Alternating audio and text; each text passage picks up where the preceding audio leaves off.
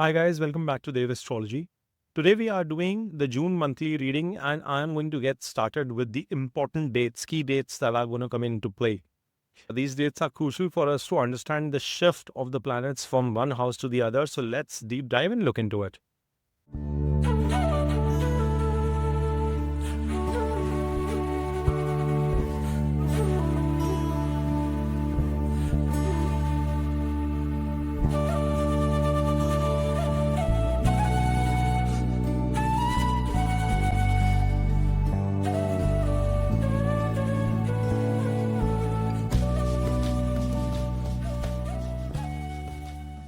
As you can see on the screen here, you have Sun in the sign of Taurus until the first half of this month. And from June 15th, he will be moving into the sign of Gemini. Then Mercury is making multiple house shifts during the course of this month. He's starting with Taurus, then from June 6th onwards, he's moving into the sign of Gemini in his own house and its own sign, and then he will be moving into the sign of Cancer from June 22nd. You have Venus, which is going to be staying in the sign of Aries for almost the entire duration of the month, barring the last 2 days when he is going to come into his own sign of Taurus from June 29th. Mars has been in debilitation in the sign of Cancer. You can see the smile on my face, and it is coming out into the sign of Leo, where he will get conjunct with Ketu, and we'll talk about that in a bit from June 6th onwards. Then you have Jupiter, which is, and this is wrongly represented, but Jupiter is already into the sign of Gemini and it's coming into Akshatra from June 13th. Now, Saturn is in Pisces in Uttara Nakshatra. Rahu is in Purv Bhadrapatra, which is that of Jupiter as well. Just to call out, Saturn is in its own nakshatra placement. So that is again interesting. And last but not the least, is in Uttara Nakshatra that ruled by Sun in a sign of Leo. So guys, let's deep dive now into the reading and understand what would be the impact of these planets through the course of the month. So Geminis, as you can see on your chart here, you have in your Lagna the placement of Jupiter itself. Now we've done a detailed video where we've highlighted the importance of this transit. If you've not had a chance, guys, please go ahead and check that out. But Jupiter's presence in your first house in the sign of Gemini is going to bring a natural level of benediction. Now you can also see that your Lagna Lord Mercury is also currently placed in your first house itself, which makes your Lagna, which makes your body, your mind, your self-confidence extremely overpowering. You will feel a lot confident. You will feel very resolved in whatever you want to pursue.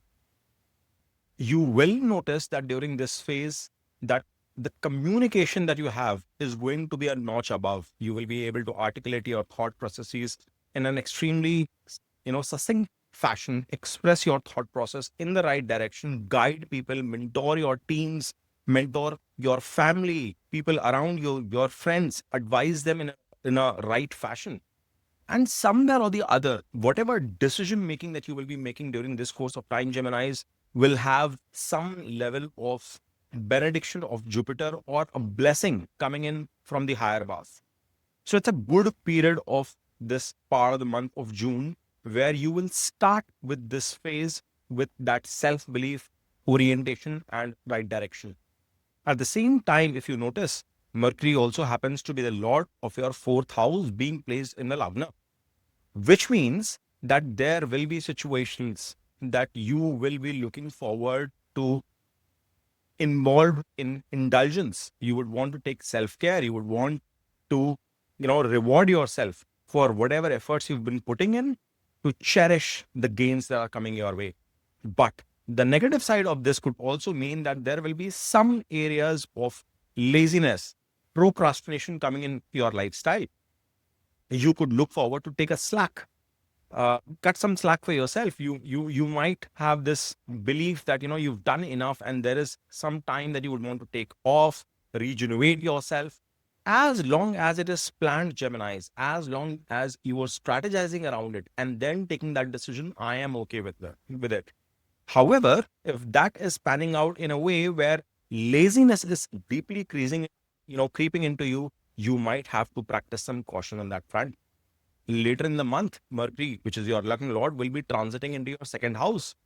Communication, expression of thoughts, efforts towards your family, towards gaining your wealth, towards expanding your income are going to subsequently increase. And again, as I said, decision making should be done in the initial part of the month, in the first 3 weeks, so that whatever actions you are going to embark upon, you have well thought of and well prepared for. Mercury in the Lagna will be giving an aspect to the seventh along with Jupiter's aspect. So please be watchful with respect to communication with your partners as well. Now, for the first half of the month, your third lord is placed in the 12th house. A lot of your efforts could be seemingly going in vain. You might be putting in a lot of efforts in directions that are related to immigration, that are related to international travel. That could be on top of your mind. Many of you, by the way, would also be putting in efforts in terms of tackling issues that take you into isolation, where you would want that self-time, self-assessment to figure out what is the best approach. As I said, decision making will not be wrong. So it may not be a bad idea to have that confinement within yourself so that you can figure out, brainstorm, introspect, and retrospect as well towards the actions, towards the direction that you have to embark upon. In the second half of the month, there will be a point in time for 1 week when 3 planets will be in conjunction. And of course, with Sun's presence into the Lagna as well, your self-belief and self-confidence is going to increase. But at the same time, Geminis, I can promise you, you will notice that once Sun enters your Lagna, there will be a lot of enterprising behavior in you. You would want to take up a lot of work, no matter what kind of background, what kind of a journey, social status, and social situation you come upon. You will want to take actions. If you're a student, you will take it up to yourself to make sure that you educate yourself, you prepare yourself for the readiness that is required in your studies, in your preparation, in your competition. If you are a homemaker, you might have to do a lot more. As a working professional, you will have to stretch your limits. It might test your resolve, but it is all going to pan out in the right direction because your decision making should be apt. You have to also understand that in the last week, Mercury will be in the second house while Jupiter and Sun will be placed in conjunction, and there will be a point where Jupiter will become combust with Sun's energy. Please be watchful in terms of your decision making during that period, especially with respect to your partnerships, with respect to your marriage, with respect to your profession, with respect to your karma, document signing of any sorts. You have to take a step back and see that is this the right thing for you. You might want to delay some of your decisions as well at that point in time. Now, as I move ahead, we see that your third house has the placement of Mars in conjunction with Ketu.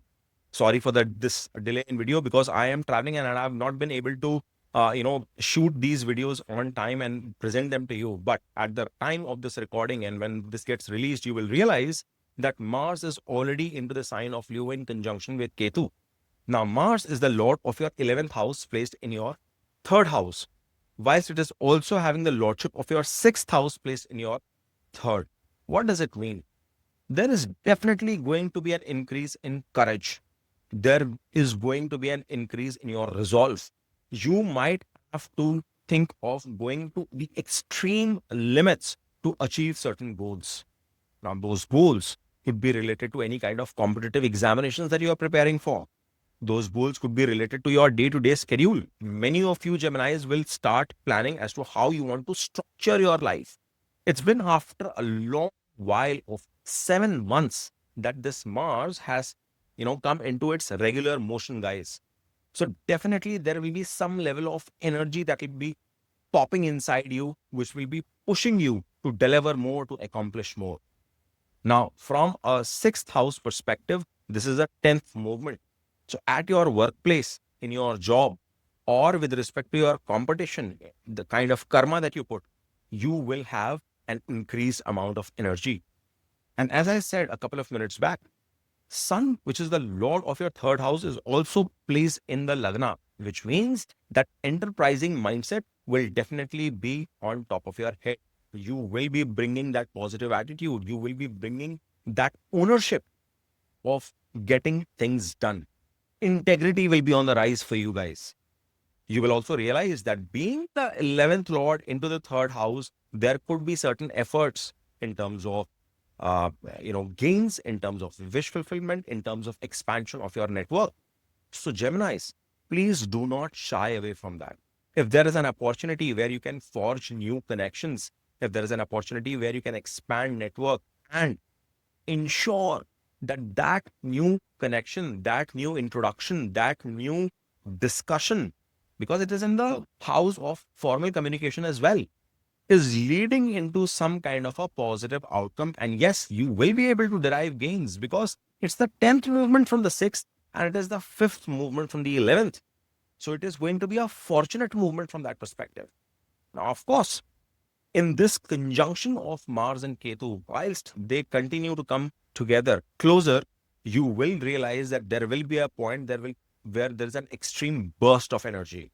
Now, this is where you will have to be careful that you are not overburning yourself.